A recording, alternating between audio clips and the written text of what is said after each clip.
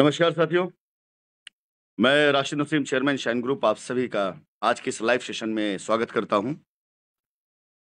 Actually 3 information हैं जो आप तक जाना अति आवश्यक है और रविवार के दिन ऐसा होता है कि मैं अक्सर अपनी ज़ूम मीटिंग करता हूं और आप कस्टमर से सवाल लेता हूं या उनकी लायबिलिटी खत्म करने का रास्ता देता हूं। साथियों, पिछले 2 सप्ताह से मैं इस कार्य को बिल्कुल मैंने रोक रखा हुआ सिर्फ़ इसलिए कि मैंने तकरीबन 50-60 लोगों से मैंने बात करी थी और इसके अलावा हमारे जो एसोसिएट्स दुबई तक आए हुए थे मुझसे मिलने के लिए, जिन्होंने आकर के मुझसे अपनी लायबिलिटी फाइनल करी थी। तो कुछ एसोसिएट्स उसमें ऐसे हैं जिन्होंने अपनी लायबिलिटी खत्म करने का प्रोसेस आगे बढ़वाया, लेकिन ज़्यादातर लोग ऐसे हैं जिनके कस्टमर को या उनको शायद खुद इस बात का पूरा यकीन है, एतबार है कि लायबिलिटी उतर जाएगी, आज नहीं तो कल हो ही जाएगा, तो इसलिए शायद उन्होंने अपना इतना जल्दबाज़ी नहीं दिखाई। लेकिन मैं चाहता हूँ करीब तकरीबन 50-60 लोग ऐसे हों जिनकी लायबिलिटी मैं खत्म कर चुका हूँ और वो अपने मुँह से कहें कि हाँ, हमारी लायबिलिटी खत्म हो चुकी है, ताकि मैं जब ऐसी मीटिंग्स में आऊँ, तो वो सारे के सारे लोग जब प्रत्यक्ष आपको बताएँगे, तब जाकर आपका विश्वास और बढ़ेगा। फिलहाल आज विश्वास की बात नहीं है, आप कस्टमर्स को ये बात पता है कि अगर लायबिलिटी कोई खत्म कर सकता है, तो वो कंपनी खत्म कर सकती है और मैं खत्म कर सकता हूँ। बाकी तो दुनिया में और किसी की इतनी ताकत नहीं है जो आपकी लायबिलिटी खत्म करवा पाए। साथियों, इसी क्रम में मैं कुछ चीज़ें आपको बताना चाहूँगा, कुछ चीज़ें मैं आपकी इन्फॉर्मेशन में लाना चाहूँगा ताकि आप उसके हिसाब से अपनी प्लानिंग को कर सकें और उसके हिसाब से आप फैसला कर सकें। हमने जब इस मिशन की शुरुआत करी थी, उस समय हालात कुछ और थे। उस समय हालात ऐसे थे कि कोर्ट का आदेश आया था और सारे लोग जा करके स्पेशल कोर्ट में अपना पेपर, अपने डॉक्यूमेंट्स जमा कर रहे थे। लेकिन इसी बीच 2-3 ऐसे मामलों में जहाँ कंपनी ने अपनी तरफ से याचिकाएँ दायर करी थी, चाहे वो सुप्रीम कोर्ट में स्टे लेने के लिए रहा हो, चाहे कंपनी के डायरेक्टर्स की बेल के लिए रहा हो और चाहे कंपनी के खिलाफ जो लोगों ने साजिशें करके रजिस्ट्रियाँ कराई, गलत एफआईआरें कराई, उसके खिलाफ रहा हो। ये 3 चीज़ें उस समय नहीं थी। जिस टाइम पर कोर्ट का आदेश आया था और मैंने अपनी तरफ से आप कस्टमर से निवेदन किया था कि आप आइए और आकर के अपनी लायबिलिटी के लिए आप सबमिट करते हैं पेपर, उस समय तक ये 3 चीज़ें बिल्कुल नहीं थी। थोड़ा मैं गहराई बताना चाहूँगा। साथियों, स्पेशल कोर्ट के अंदर काम इतनी तेज़ी से बढ़ाने की कोशिश की गई थी कि हमारी सारी प्रॉपर्टीज़ को ताबड़तोड़ नीलाम करके और ऐसे क्लेम वालों को दे दिया है जिनका कोई भी हमें खबर ना हो। ये काम इतनी स्पीड में चल रहा था कि अगर हमने अपनी तरफ से कानूनी एक्शन ना लिया होता तो शायद आज मामला सुप्रीम कोर्ट में दूसरे तरीके से होता। जाता तब भी सुप्रीम कोर्ट, व्यक्तिगत प्रॉपर्टी हम भी तब भी ना देते। लेकिन सुप्रीम कोर्ट के आदेश आ जाने के बाद और उसके बाद लखनऊ हाई कोर्ट में कई एफआईआरों के ऊपर क्वेश्चन डलने के बाद और कंपनी डायरेक्टर की बेल में बहस होने के बाद न्यायपालिकाओं को ये बात समझ में आने लगी और अधिकारियों को बात समझ में आने लगी, कहानी कुछ और है। क्योंकि 2024 यानी 1 जुलाई 2024 तक हमें बोलने का मौका नहीं दिया गया था।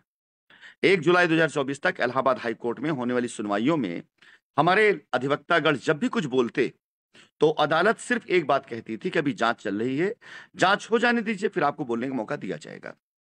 कानूनन हमें इसका पालन करना हमारा कर्तव्य था और हम सुनते आ रहे थे और होता क्या था, आप कस्टमर्स जिनको अखबारों के ज़रिए या सोशल मीडिया के ज़रिए या ऐसे अधिवक्ताओं के ज़रिए गलत इन्फॉर्मेशन दी जाती थी जो आपसे फीस लेते थे, तो आपको लगता था सच्चाई वही है जो बताई जा रही है। लेकिन 1 जुलाई 2024 के बाद जब कंपनी ने अपना मूव लिया, एक्शन लिया, जिसमें आप सभी कस्टमर्स जिनसे कंपनी ने निवेदन किया कि आप आकर अपने पेपर जमा करें, इनका लखनऊ जाना हमारे लिए एक तरह से समझिए कि जीवनदायिनी था। ये सबको दिखाई दिया कि जिस कंपनी के ऊपर आरोप लगाए जा रहे हैं, कंपनी भाग गई, उस कंपनी ने मंच लगा करके वकीलों की फौज बैठा दी और आपसे कहा जाइए पेपर जमा करिए। कहाँ पर? अदालतों के परिसर में। किसके दरमियान? वकीलों के दरमियान। और वहां कस्टमर जा जा करके ये बातें कह रहा है कि हमें कंपनी पे भरोसा है। हजारों कस्टमर वहां पहुंचते गए। ये चीजें खुली आंखों से अदालतों को दिखाई दी, एजेंसीज को दिखाई दी कि नहीं, मामला कुछ और है। अगर उन्होंने जल्दबाजी में कोई एक्शन ले लिया, तो कल कंपनी अगर इस तरह के डॉक्यूमेंट लेकर आ जाती है, तो ये सारा का सारा एक्शन धरा का धरा रह जाएगा। इस पूरी बात को समझिएगा ज़रूर, क्योंकि यहां से आपको लायबिलिटी खत्म होने का रास्ता जल्दी मिलने वाला है और मिलेगा भी। मैं सिर्फ बताने से चाहता हूं ताकि आपके भरोसे में कई गुना और बढ़ोतरी हो जाए। एक आपका ये आना, फिर सुप्रीम कोर्ट हमारा जाना, सुप्रीम कोर्ट ने भी हमारे दस्तावेजों को सही माना, हमारी बात को सही माना और सुप्रीम कोर्ट ने एक स्टे दे दिया। सुप्रीम कोर्ट ने स्टे दिया किसको? किसके ऊपर? हाई कोर्ट के जजमेंट के ऊपर। सारे जजमेंट रोक दिया सुप्रीम कोर्ट ने। ये होने के बाद हाई कोर्ट लखनऊ के अंदर लगातार कंपनी की तरफ से कोशिश किया जाना एफआईआरओ की क्वेश्चनिंग में, जिसमें हम हर एक सच्चाई लिख करके आते थे। अब जब अदालतों ने देखा कि पेपर का दूसरा रूप भी है, लगाए गए आरोपों का कोई भी अब तक कोई सबूत मिला या नहीं मिला, लेकिन कंपनी जितने भी बात कह रही है वो सारे बातें प्रमाण के साथ कह रही है। 68,000 करोड़ रुपए का आरोप लगाया गया। ध्यान समझिए इन बातों को। क्या निकला? गलत। कंपनी लंदन में बिल्डिंग खरीद के बैठी, प्रॉपर्टी खरीद बैठी है, यह आरोप लगाया गया। क्या निकला? गलत। कंपनी कारोबार विजय माल्या या नीरव मोदी के साथ में है, जांच में क्या पाया गया? गलत। कंपनी के पास दो, यानी कंपनी डायरेक्टर मेरे पास 2 पासपोर्ट हैं, क्या पाया गया जांच में? गलत। मैं दूसरे पासपोर्ट से नेपाल के जरिए दुबई भाग आया, क्या पाया गया? गलत। पासपोर्ट एक ही है। कंपनी ने हजारों करोड़ रुपए भारत देश से बाहर भेज दिया, अफ्रीका में कारोबार कर रही, क्या पाया गया? गलत। ऐसे कई आरोप के बाद फिर आरोप लगाए कंपनी मानव तस्करी कर रही है, आरोप गलत पाया गया। बहुत ढेर सारे ऐसे आरोप लगाए गए जो सब, यानी एक भी आरोप साबित नहीं हुए। अदालतों के पटल पर जब ये चीजें आने लगी तो मामूली बात नहीं है साहब कि 4-5 साल जिन मामलों के मुकदमे इलाहाबाद हाई कोर्ट में चीफ जस्टिस की अदालत में चले हों, उस पर कोई भी एक कार्रवाई आगे 1 इंच आगे नहीं बढ़ पा रही है। यह मामूली बात नहीं है। तो अब अदालतें यह बात जान चुकी हैं कि सच्चाई कुछ और है। उस समय कहानी कुछ और थी जब आपके पेपर जमा कराए जा रहे थे। आज कहानी कुछ और है जब पेपर जमा करने के बाद कंपनी ने अपनी तरफ से लीगल एक्शन लेने चालू कर दिए। तो खुशखबरी इस बात की है जो मैं बताना चाहूंगा आपको, मैं सक्षम हूं आपकी पूरी लायबिलिटी खत्म करने के लिए। और अभी जिन लोगों को ट्रायल बेसिस पर मैंने सेलेक्ट किया है, मेरा उनसे अनुरोध है, निवेदन है कि वो जाकर अपनी लायबिलिटी खत्म कर लें। किसी कारणवश अगर आप नहीं कर पा रहे हैं, कोई बात नहीं, मैं आपके लिए उसमें पूरी तरीके से आपको सहयोग वहां भी करूंगा। लेकिन अगर आप अपनी लायबिलिटी खत्म कर लेंगे तो बेहतर होगा। लेकिन आप लोगों के लिए मैं कहना चाहूंगा, संदेश मेरा है और आप अपने साथ देखिए कि आज सिचुएशन बदल चुकी है। आज कंपनी के डायरेक्टर्स की बेल हो चुकी है ऑलमोस्ट, तकरीबन। आज कंपनी अपनी एफआईआर है जो उसके कंपनी पर हुई, उसको गलत साबित करने के लिए क्वेश्चनिंग पे जा रही है और कंपनी जो लॉजिक दे रही है, जो सबूत दे रही है, उससे एफआईआर करता ही गलत निकल रहा है। इसके अलावा कंपनी कस्टमर्स की तरफ से दिए गए हलफनामे, ये सारी चीजें ऐसी हैं जो आगामी 3 से 4 महीने के अंदर अंदर कंपनी को पूरी तरह सुरक्षित कर देंगी कि ईओडब्ल्यू के द्वारा दी गई रिपोर्ट में 2.5 लाख कस्टमर का जिक्र किया गया है और 2.5 लाख कस्टमर में मात्र 550 यानी 575 कस्टमर ने एफआईआर कराई। 2.5 लाख की गिनती एक तरफ है उनके जरिए और एक छोटी सी गिनती यहां पर एफआईआर की। अब ये कंपैरिजन बहुत बड़ा कंपैरिजन है। अदालतें 2.5 लाख को देखेंगी या 550 या 550 लोग को देखेंगे, ये अदालत का कार्य है। तो बताने वाली बात यह है कि आने वाले 3 महीने के अंदर अंदर हमारा प्रयास अब है, अब हम हवा में बात नहीं कर रहे, पेपर वर्क से कर रहे हैं। हमारा प्रयास है कि आप वो सारे कस्टमर जो लीगल में नहीं गए, जिनके पेपर हमारे पास जमा है, जिनके डॉक्यूमेंट हमारे पास जमा है, उनकी लायबिलिटी उतरने का एक रास्ता तो मैं दे ही रहा हूं। ये रास्ता मेरे पास है और ये खुला हुआ है। यहां पर सिर्फ आपको प्रॉपर्टी मिल रही है और उस प्रॉपर्टी को चाहे बेच सकते हैं, आप हमें दे दें, हमारी रीसेल यूनिट्स पे काम करेगी। लेकिन अगर आपको ऐसा लगता है कि आपको पैसा चाहिए और कंपनी में जहां आपने जमीन खरीदी वो चाहिए, तो यह मैं सिर्फ एक खुशखबरी आपको दे रहा हूं कि आगामी 3 से 4 महीने के अंदर अंदर कंपनी अपनी संपत्तियों को छुड़ाकर, बैंक अकाउंट छुड़ाकर, साउथ सिटी का ऑफिस को चालू करवाकर अपने कंपनी के संचालन को, अपने पूरे के पूरे कारोबार को फिर से एक बार चलाते हुए अपने सारे कस्टमर्स को लायबिलिटी उतार फ्री करने का अभियान कंपनी चालू कर सकती है और इसकी अब प्रबल संभावनाएं हो गई हैं। आप सबका सहयोग इतने साल रहा मेरे साथ में, साथ आपने दिया। हमने ये लड़ाई तभी यहां तक लाके खड़ी की जब कुछ नहीं था, तब मैं यहां पर आया था। आज तो हमारे पास अदालतों का समर्थन है, सुप्रीम कोर्ट का स्टे है, हाई कोर्ट में एमडी साहब की होने वाली बेलें हैं और क्वेश्चनिंग में लगी एफआईआरों में उन सभी सवालों का जवाब जो अभी तक कस्टमर नहीं दे पाया, वो कोर्ट की तरफ से पूछे जा रहे हैं कि आपने इन पे जो आरोप लगाया उसकी सत्यता क्या है। तो आज बहुत कुछ हमारे फेवर में है और 1-2 सिर्फ झटका आपकी सारी की सारी लायबिलिटीज को खत्म करने का रास्ता खोल देगा। इसलिए मैं अभी फिलहाल कोई ज़ूम मीटिंग आपके साथ नहीं कर रहा हूं, सवाल जवाब नहीं ले रहा हूं, क्योंकि ये मान के चलिए ये अटल सत्य है। तारीख और महीना ये मैं फिक्स नहीं कर सकता हूं, लेकिन मैं वो इंसान हूं जो इतनी दूर बैठ करके इस मुकदमे के जिसने रुख बदला है, वो आज आपसे ये कह रहा है कि इतना पॉजिटिव चीजों के बाद कि सुप्रीम कोर्ट का स्टे आ चुका है, हाई कोर्ट बेल देने लगी है, हाई कोर्ट में एफआईआर वालों में खड़ा करने लग गया हूं। अब मैं हाई कोर्ट के अंदर एक निवेदन करने वाला हूं कि माई लॉर्ड सब करते रहिए, पूरे से करिए, जितने एफआईआर की इंक्वायरी कराइए सब कराइए, लेकिन कृपया करके हमारे ये कस्टमर जिन्होंने हमें एफिडेविट दिया है, जो लीगल में नहीं गए हैं, या तो इनका पैसा आप दे दीजिए या हमें देने दीजिए, और नहीं तो आप तो दे ही रहे। और मैं आपको बताऊं, एज पर कंपनी लॉ, अगर कस्टमर तैयार है, लिख कर दे चुका है हलफनामा, और कंपनी तैयार है देने के लिए, तो कानून उसके बीच में अड़चन नहीं बनता है। और ये भी हम बहुत जल्दी आपको करके दिखाने वाले हैं। तो पहला तो आप सभी लोगों को संदेश इस बात को लेकर था कि जो मैं अपनी जूम मीटिंग नहीं कर रहा हूं, वो सिर्फ इसलिए कि हमने जिन लोगों से कहा है अगर वो अपनी रजिस्ट्रियां करा लेते हैं, लाइबिलिटी खत्म कर लेते हैं, तो मैं चाहता हूं कि उसके बाद मैं अपनी जूम मीटिंग करूं आपके साथ में। और अगर जूम मीटिंग नहीं करा रहा हूं, नहीं कर रहा हूं, तो भी मैं बैठा नहीं हूं, बल्कि ये लड़ाई जो लड़ी जा रही है, इसको आप सोमवार से और बहुत खतरनाक रूप में देखेंगे। इस लड़ाई में आप ये देखेंगे कंपनी अब अगले सप्ताह में आपको दिखाएगी, अपडेट करेगी कि कैसे न्यायालय में हम इस बात को मनवा करके, याचिका दायर करके ये ऑर्डर लेके आने वाले हैं कि कम से कम वो सारे कस्टमर जो लीगल में नहीं गए, उनको उनकी जमीनें मिल जाएं, उनको उनके पैसे मिल जाएं, उनको उनके कब्जे मिल जाएं। और ये ऑर्डर हम ला के दिखाएंगे आपको। बहुत आसान है, आपकी रजिस्ट्री हो चुकी है ना, बहुत आसान है, आपको आपका कब्जा मिले, इसको सुनिश्चित हम करा के देंगे आपको। आप बिल्कुल बेफिक्र रहिए, आपको कहीं जाने की आवश्यकता नहीं है। आपको जमीन लेना है ना, आपने आधा पैसा दिया हुआ है, बाकी पैसा देकर आपको जमीन लिखवाना है, ये भी ऑर्डर हम लेकर आएंगे आपको जमीन कब्जा दिला करके आपकी रजिस्ट्री कराने का। आपने अपनी जमीन को बेचना है किसी को, हम ये भी ऑफर लेकर के आएंगे, साथ ही साथ आपका पैसा आपको मिले, हम ये भी रास्ता लेकर के 3 से 4 महीने में आ जाएंगे। लेकिन इसके अलावा भी ये रास्ता जो मैं दे चुका हूं, वो रास्ता है, वो रास्ता वो वाला जो मैं आपको दिया है कि आप हमारे द्वारा दी गई जमीनों को अपने नाम लिखवा लें, 2 से 3 महीना लगेगा, बेच करके आप वहां से अपने पैसे ले लें, चाहे हमें दे बेचेंगे चाहे खुद बेच लें।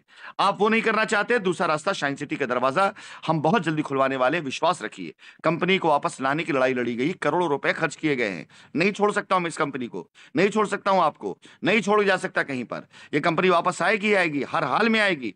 करोड़ों रुपए खर्च किया गया, दिन रात का सुकून खर्च किया गया, 4 साल कंपनी डायरेक्टर ने जेल के अंदर गुजारा है, अब उनकी बेलें होने लगी हैं। इसलिए नहीं कि हम कंपनी बनकर शाइन का नाम खत्म कर देंगे, बिल्कुल नहीं। कंपनी चलेगी, कंपनी खुलेगी, कंपनी काम करेगी, कंपनी अपनी जिम्मेदारियों को निभाएगी, कंपनी अपने अधिकारों को वापस लेगी और कंपनी अपने कर्तव्यों को पूरा निर्वाह करेगी। यह मान के चलिएगा, इसमें किसी तरह का कोई बदलाव कभी भी कतई नहीं हो सकता।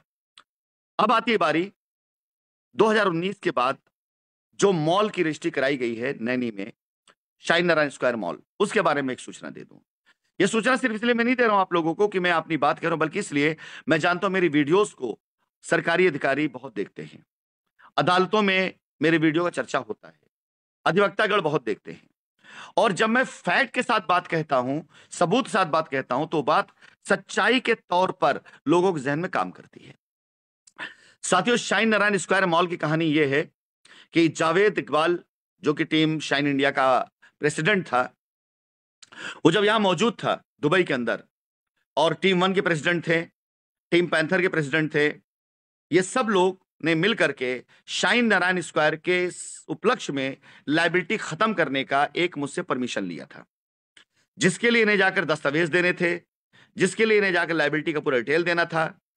लेकिन कहानी क्या हुई? कहानी ये हुई कि ये सारे के सारे लोग जब यहां से जाते गए, तो इसमें सबसे बड़ी बेईमानी तो जावेद इकबाल ने की। जावेद इकबाल ने शाइन नारायण स्क्वायर मॉल, इसके बाद आ जाता हूं तो आपका जारी, जारी के बाद आ जाते हैं तो हमारा बेटा, वहां पर एक जगह जहां पर इन्होंने हमारी जमीन को बेच डाली है। इसके अलावा कौशाम्बी, ऐसे लोड स्टार, ये सारी जमीनों पे तकरीबन 100 करोड़ रुपए के आसपास की जमीन का घपला जावेद इकबाल उनकी टीम ने किया है। उनकी डाउनलाइन में एक सारे उनके संगी साथियों ने मिलकर किया हुआ है। मैं बार बार ये बात उठाता चला आ रहा था, खैर आप तक खाली सूचना ही नहीं गई बल्कि सूचना एजेंसी तक भी गई है, और इसके ऊपर अब हम लीगल एक्शन लेने जा रहे हैं। अब मैं बता दूं कि ये जितनी रजिस्ट्रियां हुई हैं, अधिकतर रजिस्ट्रियां इसमें ऐसी हैं जिसके बारे में मुझे कोई जानकारी नहीं है।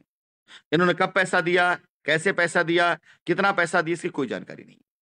अभिषेक यादव ने जो रजिस्ट्री करी, इसका ऑथराइजेशन ये कंपनी की तरफ से कभी भी अप्रूव नहीं किया गया था। ये अप्रूव्ड है या नॉन अप्रूव्ड है, इसके बारे में कोई जानकारी नहीं है। फिलहाल कंपनी कोई भी बोर्ड रेजोल्यूशन मीटिंग नहीं हुई थी, किसी कंपनी ने कोई बोर्ड उसका रेजोल्यूशन नहीं पास किया था जिससे अभिषेक यादव को नामित किया जाता, और ये इस रजिस्ट्री को पूरी तरीके से कंपनी डिनाई करती है। कंपनी पूरी तरह से इस रजिस्ट्री के बारे में अपनी तरफ से अनभिज्ञता जाहिर करते हुए आपको बताना चाहती है कि इतने मामलों के बाद जब मैंने रजिस्ट्री कॉपियां पढ़ी तो मैंने देखा कुछ लोगों ने रजिस्ट्रियां कराई जिसमें 2016 का, 14 का, 13 का ट्रांजैक्शन लिखा गया है। साथियों, मैं भी पूछूंगा, नोटिस जानी शुरू हो रही हैं। साथ ही साथ एजेंसी भी आपसे पूछेगी कि 2014 में, 13 में, 15 में जब पैसा आपने दिया था, उस समय तो शाइन नारायण स्क्वायर नहीं था, उसमें मॉल तो नहीं था, तो आपने ये पैसा जिस एवज में दिया था उसके बाद आपको रसीद मिली होगी, कोई एग्रीमेंट मिला होगा, कोई रजिस्ट्री हुई होगी, तो क्या आपने अपना वो पुराना डील सरेंडर किया? किसी अथॉरिटी से, कंपनी किसी अथॉराइज्ड पर्सन से क्या आपने उसकी एनओसी ली? क्या आपने अपने उस पैसे का जो रसीद किसी और एवज कटी थी, क्या आपने सबमिट करी? अगर ऐसा नहीं किया आपने तो आपने दो अपराध किया है। एक अपराध तो आपने गलत रजिस्ट्री कराई, और दूसरा अपराध आपने एक ट्रांजैक्शन से पहले एक चीज अलॉट कराई और फिर आपने वही ट्रांजैक्शन रजिस्ट्री के अंदर दिखाई। इस बात की कोई गारंटी नहीं कि 15 लाख रुपए जो आपने वहां पर दिखाया वैल्यू, 15 लाख रुपए हो सकता है कि आपने उन लोगों को दिया जिन्होंने आपकी रजिस्ट्री करी, जो गवाह थे, या हो सकता है 15 लाख रुपए में भी कुछ कम पैसा आपने उन लोगों को दिया हो जिन्होंने आपकी रजिस्ट्री करी है। यानी हमारी 30 से 40 लाख रुपए के माल को आपने मात्र 5 से 10 लाख रुपए हो सकता है अपने नाम पे कराया हो और पैसा नकदी दिया हो। इसकी बाकायदा पूरी जांच हो, पूरी इंक्वायरी हो, और किसी भी तरीके से कोई भी व्यक्ति दोषी हो वो बचने ना पाए, इस बात को अब हम सुनिश्चित कर रहे हैं। सोमवार यानी कल से कंपनी की तरफ से भी सभी रजिस्ट्रीकर्ताओं को, सभी अथॉराइज्ड पर्सन को और सभी गवाहों को नोटिस जानी चालू हो जाएगी। आपको मैं अपनी इस वीडियो में ये बात इसलिए बता रहा हूं कि बहुत सोच समझ के जवाब दीजिएगा, क्योंकि आपका मामला ईडी कोर्ट में है, आपका मामला ईडी में जा चुका है, ईडी की नोटिस आपको आ चुकी है, और हम अपनी नोटिस की एक प्रति ईडी को भी भेजेंगे ताकि हम ईडी को भी बता सकें कि इन रजिस्ट्रियों से कंपनी का कोई भी डायरेक्ट संबंध नहीं है तब तक जब तक कंपनी के समक्ष वो सारी बातें ना रखी जाए कि रजिस्ट्री किसने की, कैसे की, किस ऑथराइजेशन से की, क्या पैसा लिया गया, इस ट्रांजैक्शन को लिखने का अप्रूवल किसने दिया, इस ट्रांजैक्शन के एवज में जो पहले पेपर अलॉट हुए उसका आपने कब सरेंडर किया, वो सारी चीजें जब तक आपकी तरफ से नहीं दी जाती है तब तक कंपनी आपके साथ नहीं खड़ी होगी। कंपनी ने कई बार कहा, एक बार नहीं कई बार कहा कि आप आकर के अपनी डिटेल हमें दे दें, आप आकर के अपनी पूरी जानकारी हमें दे दें, लेकिन पता नहीं क्या वजह है, एसोसिएट आपको नहीं आने दे रहे हैं, या क्या वजह है कि आपके लोग आपका पैसा खाकर बैठे हुए हैं। हाँ, मैं एक बात और बताना चाहूंगा, आज जब मैं वापस आ रहा हूं और एक्शन हो रहा है तो हमारे बहुत से एसोसिएट ऐसे हैं जो आप कस्टमर को आज भी बहका रहे हैं। मैं आपको 100% एक बात बताऊं कि बहका रहे, क्योंकि पैसा मार के बैठे हैं, चाहे आपका मारे चाहे कंपनी का मारे हो। अगर वो जय शाइन सिटी के नारे लगाएंगे तो आप उनसे पूछेंगे कि भाई मेरा पैसा दो, तुम तो कहते कंपनी भाग गई, और अगर वो नारे लगाएंगे तो आप उनसे कहे कंपनी से बात कराओ, और जब वो बात कराएंगे तो उनकी पोल खुलेगी। तो वो क्या करें, मरता क्या ना करता, उनकी मजबूरी आज भी कंपनी के बारे में गलत बोलना, लेकिन धीरे धीरे धीरे करते करते कंपनी वापस आ चुकी है, और हम उनका कालर, उनका गिरेबान तक पहुंचेंगे जरूर, हम उन्हें कानून के कटघरे तक लाएंगे जरूर, खड़ा जरूर करेंगे। ये लड़ाई लड़ने के लिए मैं आ रहा हूं, कंपनी चलाना अब मेरी प्राथमिकता नहीं है, मेरी प्राथमिकता कंपनी को बेदाग साबित करना है। तो मैं बता दूं कि शाइन नारायण स्क्वायर में जितनी भी रजिस्ट्रियां हैं उन रजिस्ट्रियों में सभी को एक लीगल नोटिस जाएगी, और उस लीगल नोटिस का जवाब आप बहुत सोच समझ के दीजिएगा, क्योंकि आपके द्वारा दिया गया पैसा जो 2013 में, 14 में, 15 में, 16 में आपने कंपनी में दिया और जिसका वर्णन आपने इस रजिस्ट्री में किया है, उसकी एंट्री हमने अपने बैलेंस शीट में कुछ और करी होगी। यानी हमारी बैलेंस शीट जो आज ईडी के पास, एसएफआईयू के पास, ईओडब्ल्यू के पास में है, उसमें उस पैसे की एंट्री किसी और हेड में होगी और आप उसे यहां दिखा रहे हैं। तो आपने खुद अपने पैर पर कुल्हाड़ी मार ली, क्योंकि 2019 से पहले हम इसको सबमिट कर चुके हैं। तो हमारा तो वक्तव्य वही रहेगा जो हमने पहले कहा है, लेकिन आपने अपने वक्तव्य को अगर चेंज कर दिया है तो ये मान चलिए कि मनी लॉन्ड्रिंग आपके सामने मुंह फैलाए खड़ा हुआ है। यह थी दूसरी। तीसरी बात, सबसे अहम, सबसे महत्वपूर्ण जो मैं कहने जा रहा हूं, एफआईआर कराए हुए सभी कस्टमर्स जिसे कंपनी ने क्वेश्चनिंग में डाला हुआ है, आप ये जान के चलिए कि कंपनी हर उस गलत एफआईआर को अदालत तक खींच के लाएगी जो किसी एसोसिएट ने करवाई हो, जिसमें झूठ लिखा गया हो, जो फेक हो। हर एफआईआर को कंपनी चाहे उसमें कितनी मेहनत क्यों ना करनी पड़े, कितना पैसा क्यों ना लग जाए, हम उसे अदालत तक खींच के लाएंगे। अगर आपने एफआईआर में लिखा है 68,000 करोड़ रुपए का स्कैम कंपनी करके भाग गई, तो आपको यह सबूत देना पड़ेगा, देना ही देना पड़ेगा। आपने अगर ये लिखा है कि कंपनी पैसा विदेश ले गई, तो आपको सबूत देना पड़ेगा। आपने अगर लिखा है कि एसवीसी हवाला कारोबार करने का बढ़ावा करती थी, तो आपको सबूत देना पड़ेगा। आप अगर ये कहते हैं कि कंपनी हवाला कारोबार के जरिए हिंदुस्तान से पैसा बाहर ले गई, आपको सबूत देना पड़ेगा। आप अगर ये कहते हैं कंपनी का अधिकतर पैसा किंगस्टन में जाता, तो आपको सबूत देना पड़ेगा। नहीं दे पाए तो सिर्फ एफआईआर नहीं खत्म होगी आपकी, सेम धाराओं में आप पर मैं मुकदमा करवाऊंगा, गिरफ्तारी करवाऊंगा, जेल भिजवाऊंगा और मानहानि भी करवाऊंगा। यह ध्यान रखिएगा।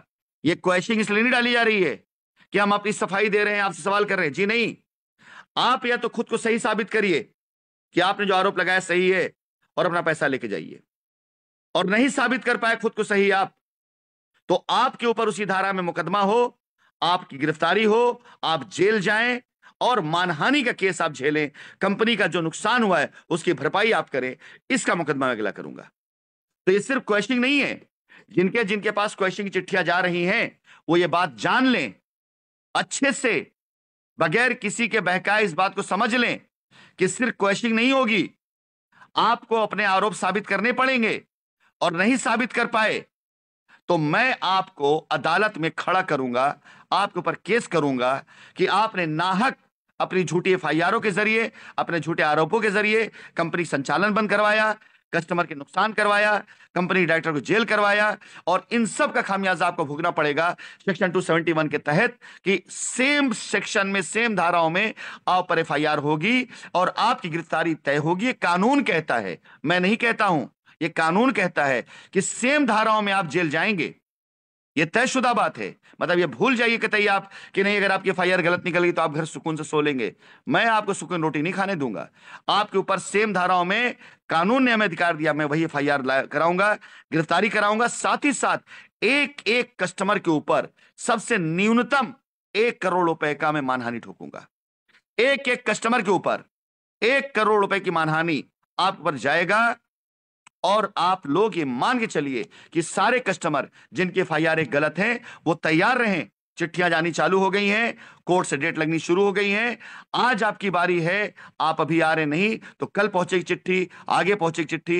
ये पूरा हिंदुस्तान तमाशा देखेगा ऐसे झूठे एफआईआर वालों का, जिन्होंने एक जमाने में 2 कौड़ी की उठाई गिरे दलालों के चक्कर में आकर के कंपनी को ऐसे आरोप लगाए थे जो कंपनी ने कभी नहीं किया था। अब वो लोग उसका खामियाजा भुगतेंगे और पूरा हिंदुस्तान देखेगा। मैं यहीं से बैठ के आपको नचाऊंगा और आप वहां नाचेंगे।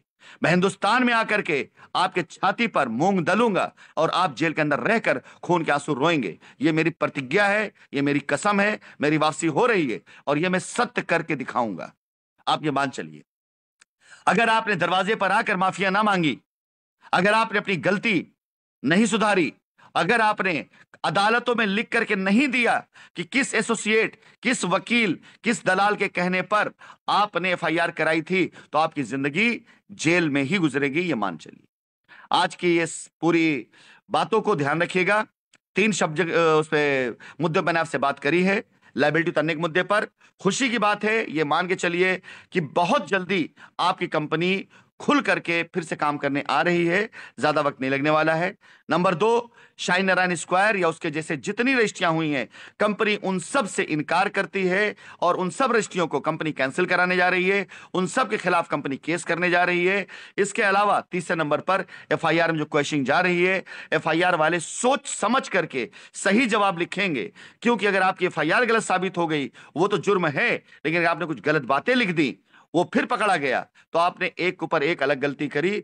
आप ये मान चलिए एफआईआर क्वेश्चन नहीं होगी आपकी, पैसा नहीं डूबेगा आपका, जेल भी आप जाएंगे और साथ में 1 करोड़ रुपए खर्चाना भी आप देंगे। धन्यवाद।